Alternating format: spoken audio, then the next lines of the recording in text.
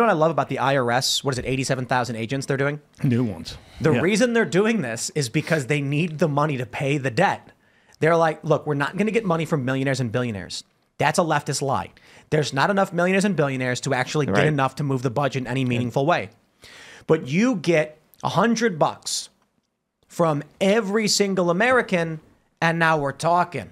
We're talking quite a bit of money. You go after millionaires and billionaires, they're going to file lawsuits, they're going to challenge you, they're going to file claims, and you're only going to end up getting what?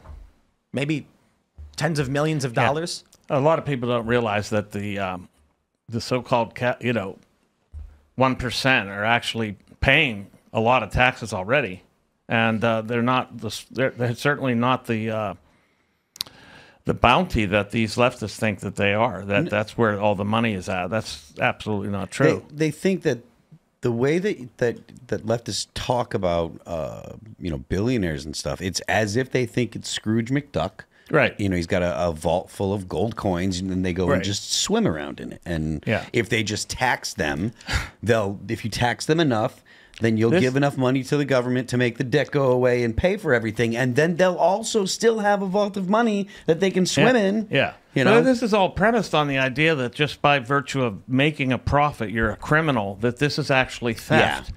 So it really does go back to Marxism and the idea that they're robbing the workers at the point of production, exploiting them, and that's where your surplus value comes from. And then that's why the state is necessary to intermediate between the two forces, the two bodies.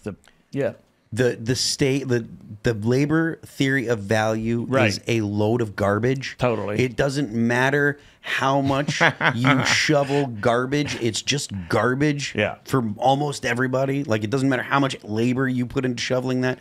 The value of something is decided by the person making the purchase. Yes. It's just the way that it goes. Going back to this drug test thing, it's really funny is that I tweeted this. I tweeted drug test before the debates.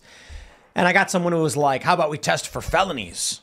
And it's like, okay, well, there's no felonies. I don't know what that would. Also, okay, test for felonies. But like, they're making a point, like, yeah, well, what did Trump do? And I'm like, my guy, Trump's probably on drugs too. Like, what are you talking about? Like, we're talking about an advantage in a debate, not a total character assessment here. But I think the idea that Trump is going to have something inside, I wouldn't be surprised. I mean, they say he's a germaphobe. They say he's kind of like a straight edge guy. So probably not, especially if he's called. Yeah, he doesn't drink. There were rumors that he was taking some kind of uppers at some point or whatever. I don't know that that's true, but I'm like, okay, well, if Trump's willing to do it, Biden's going to be hopped up on goofballs. See, I want Trump to come out and be like, sure, we can do a test, but I'm only taking Alpha Brain or whatever Rogan supplement is. Like, yeah, right. You know what I mean? Some Like, supplement that's, yeah. I mean, the thing is, I don't know if they've responded yet, but the Biden administration is going to act like, Trump is this terrible person for suggesting this, and how dare he, insulting character. And the reality is they insult Trump's character all the time. They say terrible things about him. Like, we're just in a mudslinging phase of politics. Neither one of these people are going to have anything interesting to say.